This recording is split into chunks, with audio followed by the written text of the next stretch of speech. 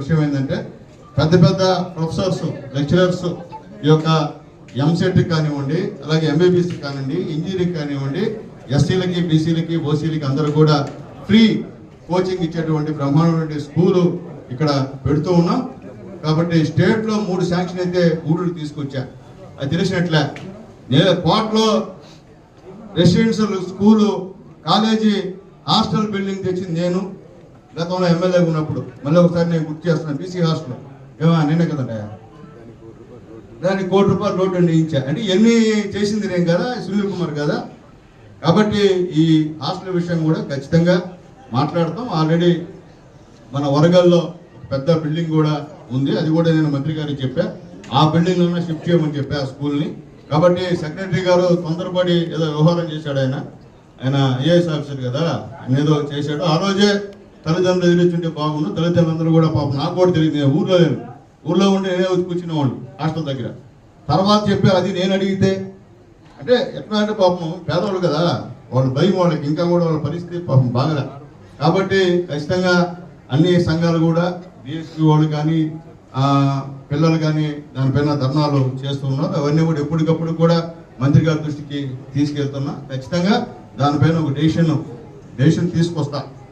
బెత్తలేడో బామాలో నా బాధ పడతా, దాంట్లో ఏమి రెండో మాట్లేదు. దాని గురించి ఏమంటే మాట్లాడిన అవసరం లేదు, చేసిన పని చెప్పండి. నేను మళ్ళీ చెప్తున్నా, ఈ సునీల్ కుమార్ ప్రతి గ్రామంలో నా శిలాపలకాలు ఉన్నాయి, చూసుకో ఎక్కడ నా ఛాలెంజ్ మీకున్నాయా? నీ 5 సంవత్సరాలు ఒక శిలాపలకం ఉందా?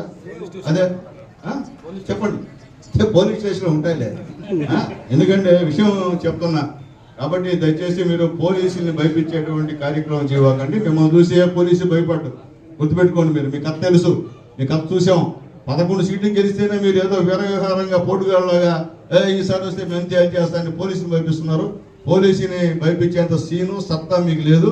ఎందుకంటే వాళ్ళు పనిచేసే తెలుగుదేశం పార్టీ ఎన్డీఏ గవర్నమెంట్లో మీలాగా అవినీతి పరుల పరిపాలన కాదు, మీలాగా దొంగ కేసులు పెట్టే పోలీసులు ఈ జిల్లాలో లేరని చెప్పి మరొకసారి నేను తెలియజేస్తూ, నీ ఇష్ట ప్రకారంగా మాట్లాడితే వదిలే సమస్య లేదు. మీరు భయపిస్తే, అధికారులను భయపిస్తే బయటపోతారు అనుకోండి.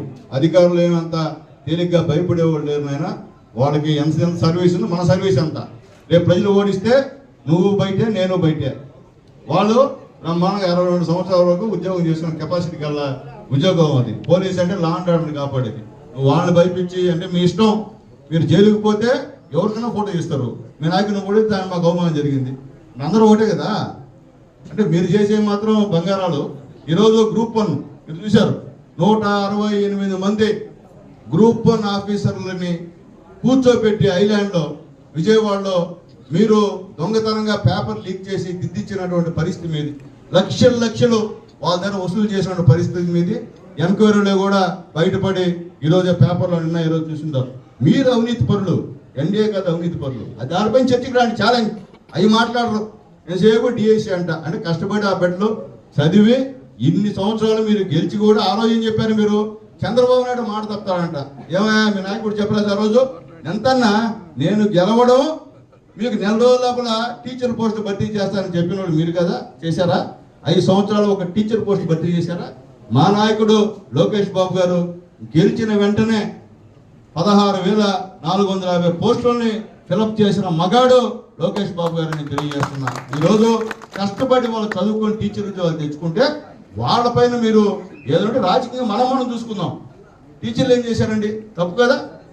అంటే మీ గవర్నమెంట్లో మీరు కొంతమందికి ఉద్యోగాలు ఇచ్చారు, వాళ్ళపైన మేము ఏమన్నా మాట్లాడుతున్నామా? వాళ్ళు తీసేమని అంటున్నాం మేము?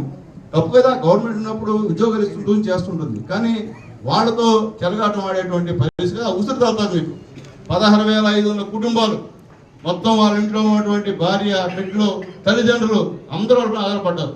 వాళ్ళ ఉసురు తగిలేటువంటి కార్యక్రమం మీరు ఉంటుంది. ఆ ఉసురుతోనే మళ్ళీ కొట్టుకోపోతారని చెప్పి కూడా మళ్ళీ తెలియజేస్తూ మాట్లాడేటప్పుడు వాస్తవాలు మాట్లాడండి. ఏదైనా చేయని పని ఉంటే అడగండి, మేము సమాధానం చెప్తాం. అంతేగాని మీరు చేసే తప్పుల్ని మా పైన పెట్టి మేం చేస్తున్నామని చెప్పడం అనేది మంచి పద్ధతి కాదు. మీరు అన్నా ఈ యొక్క ఆంధ్ర రాష్ట్రానికి హీరో నారా లోకేష్ బాబు గారిని మరొక్కసారి తెలియజేస్తూ సెలవు తీసుకోండి.